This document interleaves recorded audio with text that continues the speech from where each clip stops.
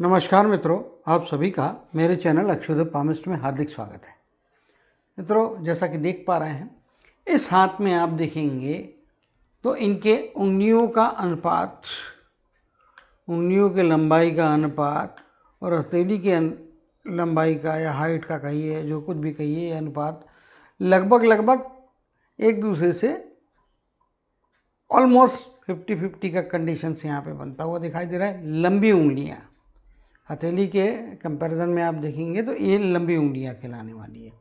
ऐसे व्यक्ति बुद्धिमान होते हैं, अपना कार्य खुद करना पसंद करते हैं और जो भी कार्य करते हैं मैक्सिमम जगह टेक्निकल वर्क करते हैं। टेक्निकल मतलब बुद्धि का प्रयोग करके।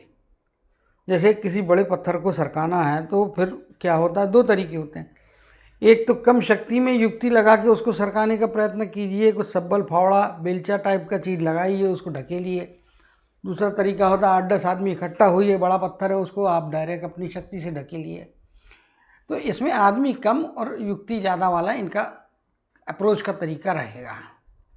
ये जहाँ तक संभव हो सके शक्ति की बजाय युक्ति का प्रयोग करके चीज़ों को करने में विश्वास रखते हैं। पर्सनालिटी के हिसाब से देखने को जाएंगे, सूर्य की प्रधानता काफ़ी एक्स्ट्रॉर्डनरी यहाँ पे स्पष्ट तौर पे दिखाई दे रही है। कम्युनिकेशन, बोलने चालने में भी इनको महारत है। एक्स्ट्रॉर्डनरी कम्युनिकेशन निश्चित तौर पे रहेगा। वाक पटु रहेंगे, वाक चातुर्य से भरपूर रहेंगे। कब कहाँ क्या बोलना है, कैसे बोलना है, किस प्रकार से बोलना है और लोगों को कैसे बांध के रखना है। इनके अंदर में केवल बोल के पैसा कमाने की ताकत रहती है। केवल बोल के परिस्थितियों को पूरी तरह टिल्ट करने की, घुमाने की, बदलने की, ये अपनी वाणी से हारी हुई बाजी भी जीतने की काबिलियत रखते हैं। इतना इनकी वाणी का दम यहाँ पे दिखाई दे रहा है। गुरु की उंगली बताती है कि गुरु की उंगली एवरेज लंबाई है, यानी कि बौद्धिक क्षमताएं बहुत एक्स्ट्रॉर्डनरी नहीं होंगी, बट जो कुछ भी इनके पास में क्षमता है उसका इस्तेमाल करने का तरीका इनका 101% परफेक्शन के साथ में रहेगा। यहाँ पे आप देखेंगे अंगूठे में कुछ हल्का सा बीच के पार्ट में सीधापन दिखाई दे रहा है, जो रिजिडिटी के साथ साथ में शब्दों पे, वचनों पे रुक के रहने की क्षमताओं को दर्शाता है। शब्दों का महत्व इनकी लाइफ में काफ़ी ऊंचा रहेगा। यदि आप यहाँ पे देखेंगे, ये तगड़ी विल पावर से जीने वाले आदमी हैं। Logical conclusion will be the second option in his life. पहला चीज होगा जो एक बार ठहरा लिया, सोच लिया, उस काम को उस ढंग से करना है जिस प्रकार से इन्हें सोचा है। अपना सेल्फ कॉन्फिडेंस भी इनका काफ़ी अच्छा रहेगा। कभी भी डगमगाहट सेल्फ कॉन्फिडेंस के मामले में नहीं रहेगी। अगर हाथ में देखेंगे तो गोलाकार हाथ है। ऐसे व्यक्तियों को विशेष तौर पे बिजनेस में रहते हैं तो बाहरी लोगों का समर्थन अच्छा मिलता है। साथ ही साथ अनजान जगह पे जाने के बाद में भी कभी भी कितनी भी गंभीर समस्या क्यों ना आ जाए, उसमें इनको लोगों का साथ मिलेगा। अनजान व्यक्ति इनको साथ देके इनकी मुश्किल में से बाहर निकलने के लिए मदद करेगा। इस प्रकार की पर्सनालिटी यहाँ पे दिखाई दे रही है। फाइटिंग स्पिरिट अपने आप में तगड़ा रहेगा। ये आप देखेंगे नॉर्मली इस प्रकार से हाथ सीधा होता है। यहाँ पे इनके चंद्र के क्षेत्र में बॉटम साइड और मंगल के क्षेत्र में और चंद्र के क्षेत्र में, मंगल का क्षेत्र थ्रू आउट और चंद्र के क्षेत्र का प्रॉबेबली अपर पार्ट, इसमें कुछ एक्स्ट्रा 5-7%, 10% मिल रहा है, जो इनको अच्छा फाइटिंग स्पिरिट देगा, अच्छा पेशेंस देगा, भारी व्यक्तियों के साथ अच्छा देता हुआ यहाँ पे दिखाई दे रहा है। और सूर्य प्रधान व्यक्ति हैं, लेकिन साथ में आप देखेंगे तो गुरु का माउंट इनका काफ़ी तगड़ा और मजबूत है। यहाँ पे आप देखिए काफ़ी मजबूत है। यहाँ पे मस्तक की रेखा जीवन रेखा से अलग चल रही है, जबकि इनके लेफ्ट हैंड में आप देखेंगे इस प्रकार की स्थितियाँ नहीं हैं। राइट हैंड में मस्तक की रेखा अलग है। इसका मतलब इन्होंने अपने जीवन में जो कुछ भी शिक्षण लिया, जो कुछ भी अनुभव लिए, जो कुछ भी इनकी बौद्धिक क्षमताएं, उसके हिसाब से इनका एडमिनिस्ट्रेटिव स्किल बहुत स्ट्रांग हुआ है। ऐसे व्यक्ति आमतौर पे एडमिनिस्ट्रेशन में काफ़ी महारत रखते हैं। बिजनेस करें चाहे जॉब करें, ये कहीं पे भी नियम कानून के एक फिक्स दायरे में या फिक्स तरीके से दिनचर्या, एक रूटीन, डिसिप्लिन्ड रूटीन को पालन करने वाले होते हैं। ना ये खुद कभी उस रूटीन को तोड़ने का प्रयत्न करेंगे, ना ही दूसरा तोड़े, इनको वो बर्दाश्त होगा, ये बर्दाश्त नहीं करेंगे, दूसरा तोड़े तो भी ये बर्दाश्त नहीं करेंगे। तो ये चीज़ है। अब ये तो पॉजिटिव बात हो गई। नेगेटिव बात भी ये होती है, मस्तक रेखा जब आपके हाथ में से अलग निकलती है, जीवन रेखा में से कोई ताल्लुक नहीं होता, कॉन्टैक्ट नहीं होता, ऐसे व्यक्ति आदेशात्मक रवैये के अधीन काम करते हैं। इनकी प्रवृत्ति होती है कि ये सामने वाले को आदेश देते रहें, ऊंचे आसन पर बैठे रहें और लोग इनकी बात को मानें। ऐसा हमेशा जीवन में नहीं होता, इस कारण कई बार इनके शत्रुओं की तादाद अपनी इस प्रवृत्ति के कारण में बढ़ा लेते हैं। आदेशात्मक रवैया से बचें, क्योंकि गुरु का पर्वत तगड़ा है, अंगूठा आपका लगभग सीधा दिखाई दे रहा है और मस्तक की रेखा आपकी जीवन रेखा से अलग निकल रही है, और खासतौर पर राइट हैंड यानी कि जो इनका वर्किंग हैंड है उसमें इस प्रवृत्ति पे कंट्रोल करना बहुत जरूरी है, वरना आदेशात्मक रवैया मुश्किलें खड़ी करवा सकता है। शनि के पर्वत की तरफ में आएंगे। शनि का पर्वत भी आप देखेंगे, शनि का एरिया कुछ इस प्रकार बना है, उभार की मात्रा यहाँ पे है जो कि एक अच्छे उभार को यहाँ पे दर्शा रही है। अब यहाँ पे आप देखेंगे सूर्य का क्षेत्र यदि आप देखेंगे तो सूर्य का और बुध का क्षेत्र अपने आप में पूरा मिला हुआ मर्जिंग दिखाई दे रहा है। बुध का क्षेत्र काफ़ी एक्स्ट्राऑर्डिनरी है, सूर्य के क्षेत्र में भी औसत के आसपास का उभार दिखाई दे रहा है, लेकिन सूर्य की उंगली अपने आप में उसमें 5-7% जोड़ देती है, तो ये इनके लिए एक अच्छी बात है। ये तांबे के लोटे में जल भर के सूर्य को जल चढ़ाएंगे तो उससे लाभ होगा।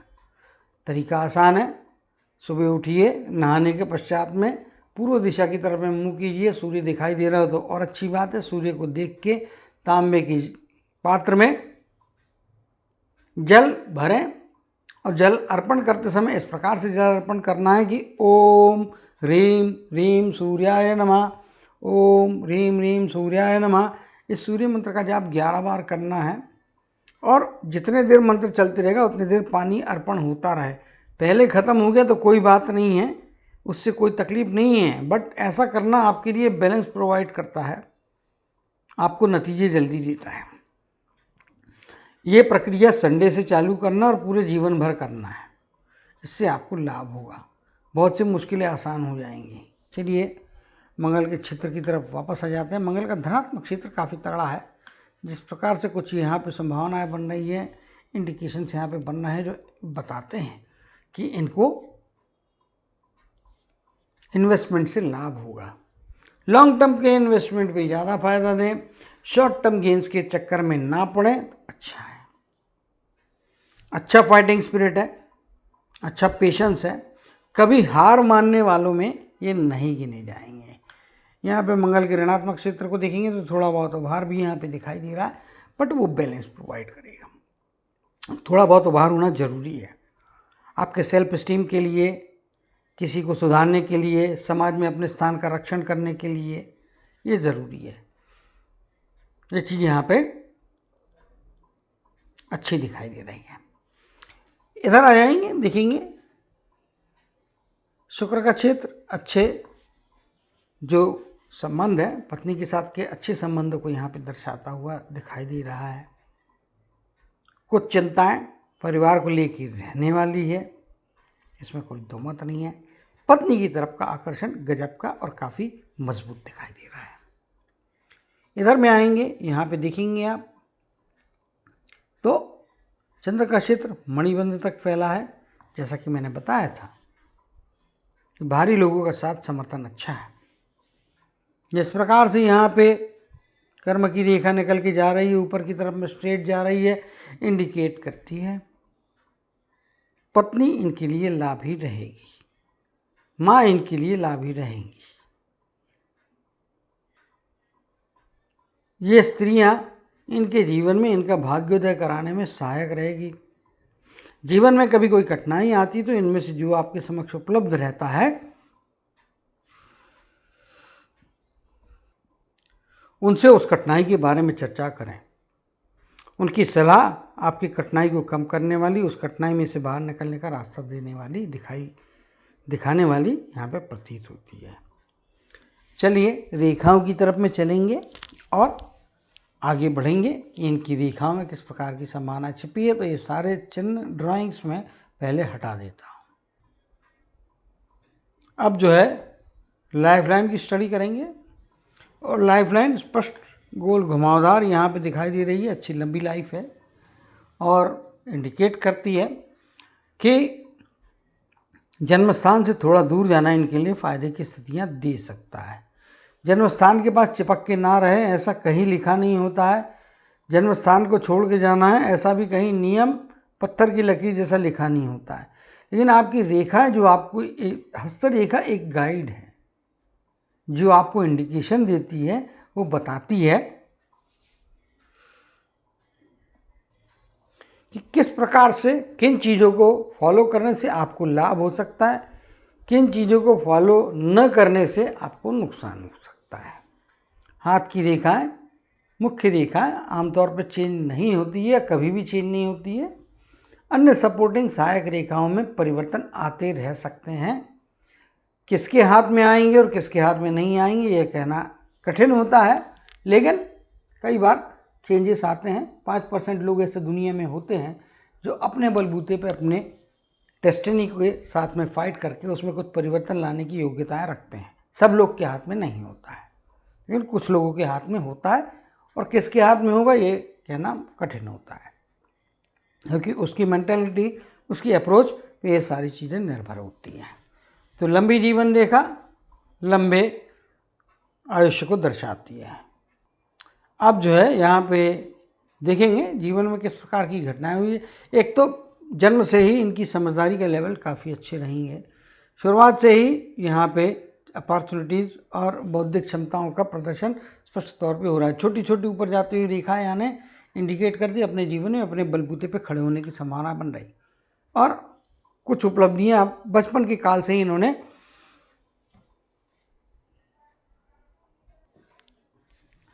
हासिल की होगी। 25 की एज जीवन में अपॉर्चुनिटी की या मजबूती की शुरुआत यहाँ पे दिखा रहा है। इस पीरियड के दरमियान में डेफिनेटली अपने प्रोफेशन की तरफ में या प्रोफेशन की शुरुआत करते हुए दिखाई दे रहे हैं। इस पीरियड के दरमियान में कुछ परिवार के सदस्यों को लेकर तनाव या दबाव की स्थितियाँ आई होंगी, लेकिन परिवार के सदस्य का ही साथ आपको जीवन में आगे बढ़ने के लिए भी मिला होगा। कभी खुशी कभी गम की अवस्थाएं साथ में यहाँ पे आती हुई दिखाई दे रही है, और अपॉर्चुनिटी का इनकैशमेंट या अपॉर्चुनिटी का यूटिलाइजेशन आपने इस पीरियड में आवश्यक तौर पर किया हुआ दिखाई दे रहा है। आगे चलते हैं 32 या 33 के आसपास का पीरियड। यहाँ पे थोड़ा केयरफुल रहने की ज़रूरत है। यहाँ पे जिस प्रकार की ये आड़ी लाइन बनी हुई है, आपको एक बात बता देता हूँ, आड़ी लाइन हमेशा नुकसान कराती है। खड़ी लाइन या डायगोनल ऊपर जाती हुई लाइनें जो भी होती है वो फायदा कराती है। तो आड़ी लाइनें जितनी कम हो उतना फायदे की स्थितियाँ, ऊपर जाती हुई वर्टिकल या डायगोनली वर्टिकल लाइनें आपके लिए फायदे कराएंगे। ये सिद्धांत 100% किसी भी हाथ पे लागू है। ठीक है, चलिए आगे चलते हैं और देखने का प्रयत्न करते हैं आगे और किस प्रकार की चीज़ें हो रही हैं। आगे चलेंगे। 35 के आसपास का पीरियड जीवन में आगे बढ़ने की दूसरी अपॉर्चुनिटी यहाँ पे प्रदान करता हुआ स्पष्ट तौर पे दिखाई दे रहा है। 40 के आसपास का पीरियड, 39 के आसपास का पीरियड, यहाँ पे ये सेकंड अपॉर्चुनिटी। मगर इन दोनों की खासियत ये है कि लाइन बहुत मजबूत नहीं है। उस छोटी लाइन को बड़ी मजबूती में या बड़ी अपॉर्चुनिटी में कन्वर्ट करना है, आंखें खुली रखनी पड़ेंगी, हर चीज़ को स्क्रूटनाइज करके देखना पड़ेगा, तब ये अपॉर्चुनिटी पकड़ में आएगी। और उसका यूटिलाइजेशन करके उसको कितना बड़ा बनाना है ये आपके अप्रोच पे और आपके प्रयत्नों पे निर्भर करता है। लेकिन रेखा तो रेखा है, आपको फायदे करवा सकती है।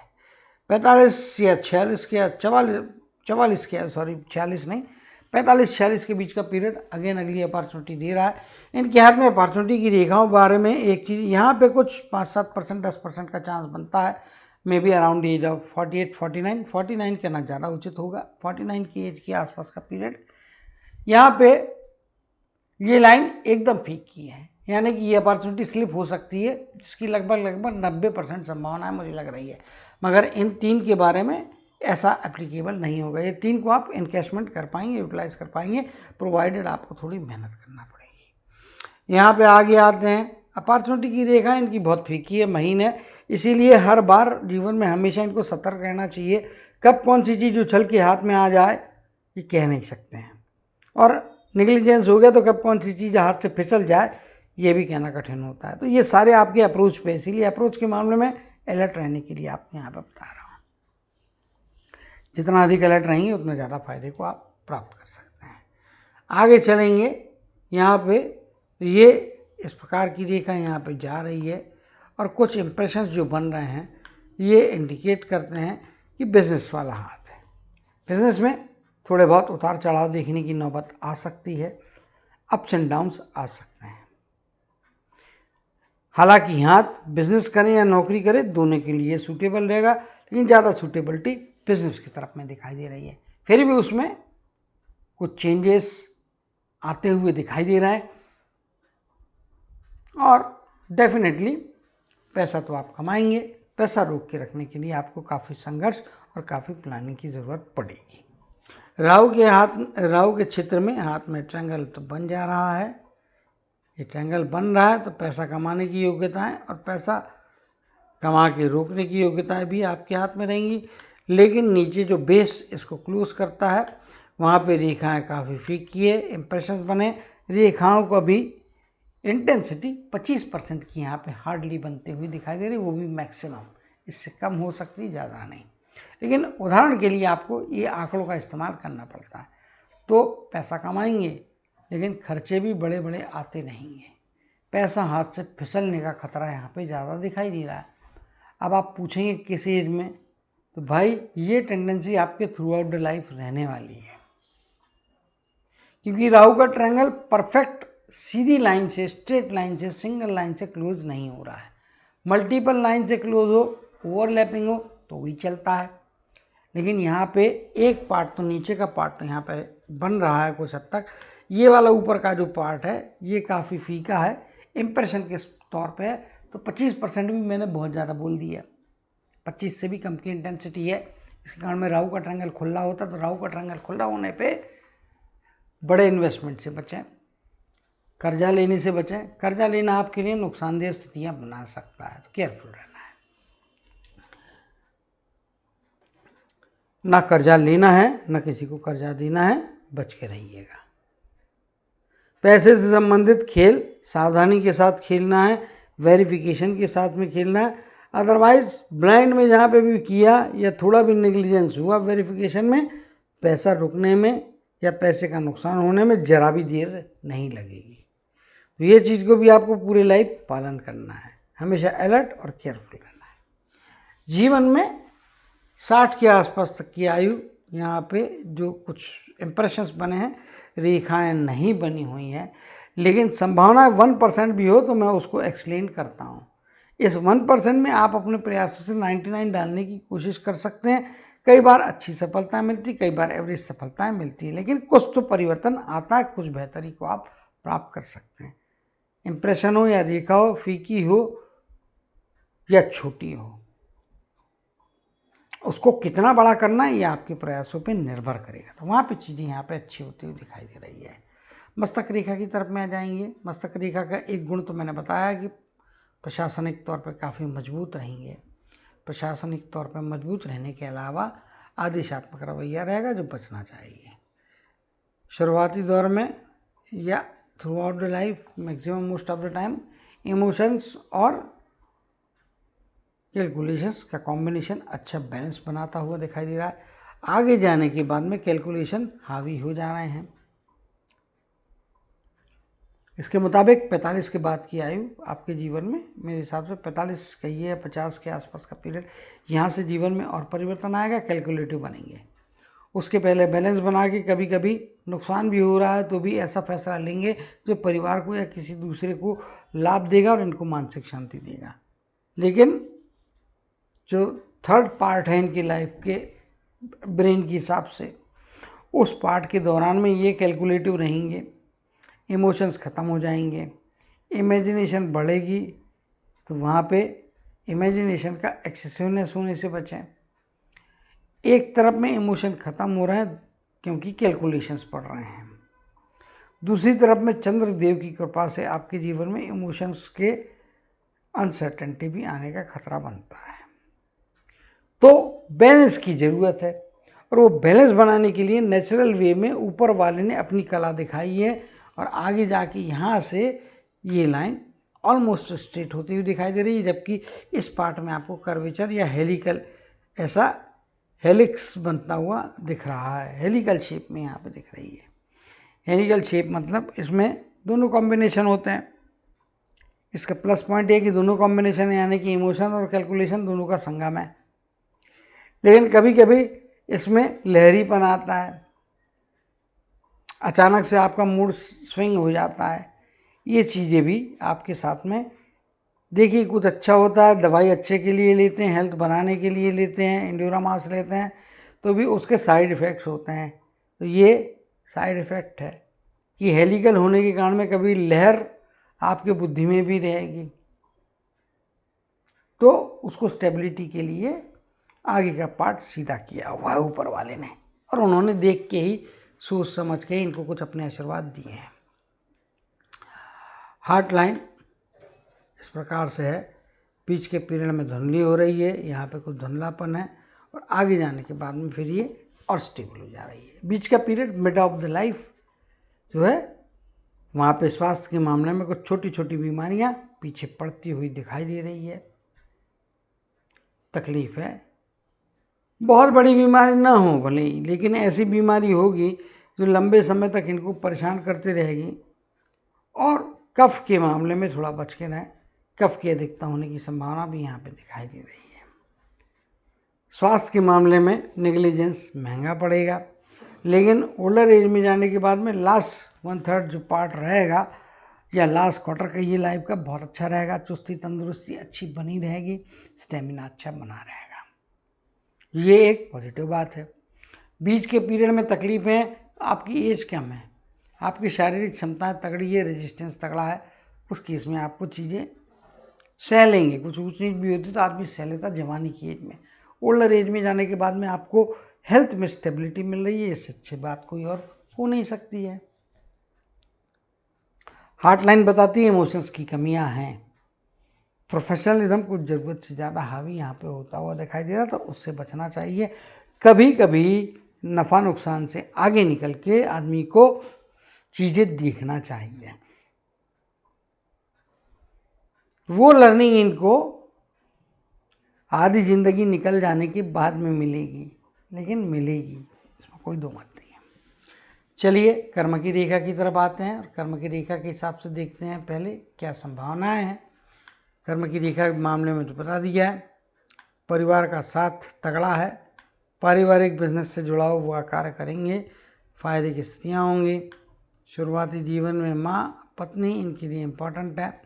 48 के आसपास की एज, 45 के आसपास की एज, इन एजेस में पैसे के नुकसान या पैसे के रुकने का खतरा बन रहा है, तो वहाँ पे थोड़ा केयरफुल या सतर्क रहने की ज़रूरत दिखाई दे रही है।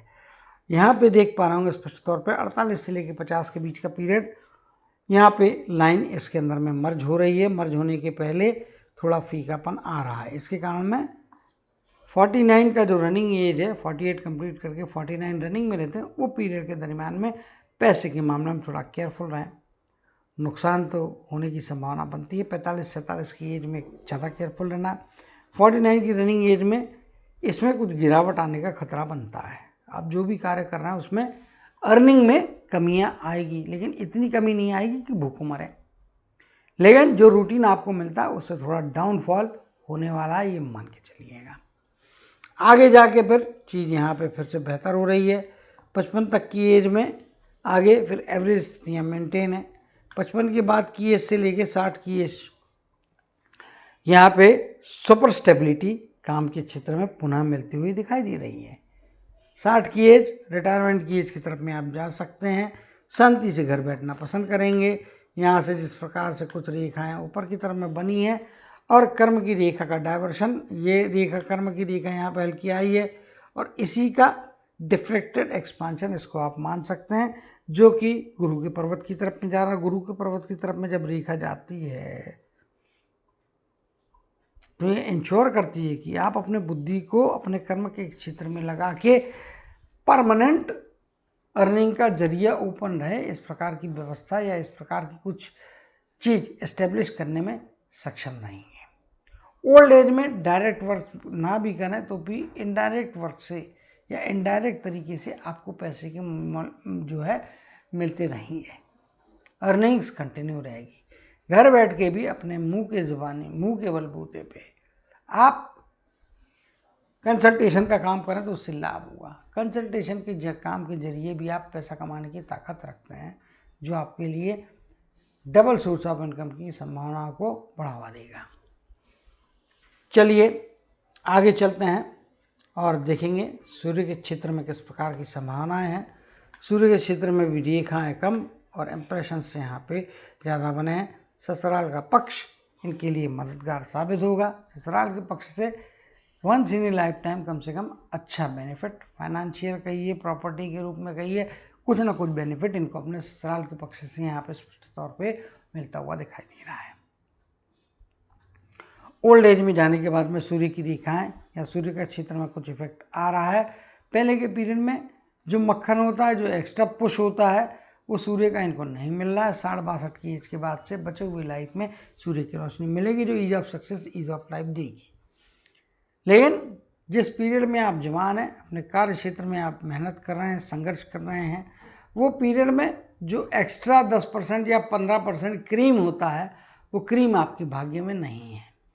जो भी कुछ आप करेंगे अपने कर्म के बलबूते पे, अपने सोच विचार के तहत शारीरिक, मानसिक, आर्थिक क्षमताओं का इस्तेमाल करते हुए सर्वश्रेष्ठ रिजल्ट निकालने की काबिलियत आप रखते हैं।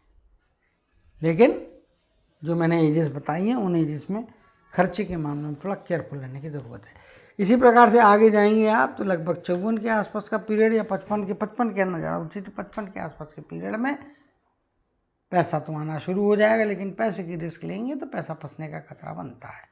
3-4 मौके आने वाले समय में थोड़े लंबे एज के स्पैन में मैंने एक्सप्लेन किए हैं, वहाँ पे पैसे की रिस्क नहीं लेना है। अनावश्यक भौतिक संसाधनों के पीछे नहीं दौड़ना है। इन सब के पीछे दौड़ने से लाभ नहीं होने वाला है, नुकसान बढ़ सकता है। इस कारण से मैंने पहले भी सलाह दी थी कि शेयर मार्केट से दूर रहिएगा, क्विक मनी के चक्कर में मत पड़िएगा। नहीं तो 1 दिन 2 दिन कभी क्विक मनी हाथ में आ गया, इसका ये मतलब नहीं है कि वो आपको फायदा कराने वाला रहेगा, फायदा नहीं होगा। लॉन्ग टर्म के सेफ एंड सिक्योर वे में किए हुए बिजनेस या सेफ एंड सिक्योर वे में किया हुआ इन्वेस्टमेंट आपको फायदा कराएगा, हमेशा अर्निंग देते रहेगा। यदि हाथ को आप मुझसे पूछेंगे समराइज करने के लिए तो एक ही बात कहूँगा, बाहरी लोगों का अच्छा साथ, बिजनेस में अच्छा क्लाइंट सपोर्ट, साथ ही साथ अपनों का साथ, परिवार का साथ आपके जीवन में अच्छा यहाँ पे दिखाई दे रहा है। पैसा तो बहुत कमाएंगे, लेकिन रोक के रखने के लिए आपको मेहनत करना पड़ेगी, क्योंकि राहु का ट्रायंगल आपका क्लोज नहीं हो रहा है। तो उम्मीद करता हूँ इस बात को ध्यान रखेंगे। बड़े इन्वेस्टमेंट करने के पहले, बड़े खरीदने के पहले, बड़े खर्चे करने के पहले 4 बार जांच कर लेना आपके लिए बेहतर रहेगा।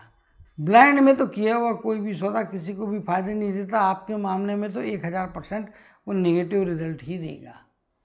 उम्मीद करता हूँ कि इन सारी बातों को याद रखेंगे और अपने जीवन में अच्छे धन को कमाएंगे, अच्छे सफलताओं को पाएंगे। पैसे को रोक के रखने के लिए सही समय पे, सही तरीके से, सही जगह पे इन्वेस्ट भी करेंगे और एक अपने जीवन की यात्रा हमेशा प्रॉस्पेरिटी की तरफ में, पॉजिटिविटी की तरफ में हमेशा बढ़ाते रहेंगे। इसी कामना और आशीर्वाद के साथ जय श्री कृष्ण, जय जय शनिदेव कहते हुए इनके हाथ के एनालिसिस को समाप्त करते हुए आपसे विदा लेता हूँ।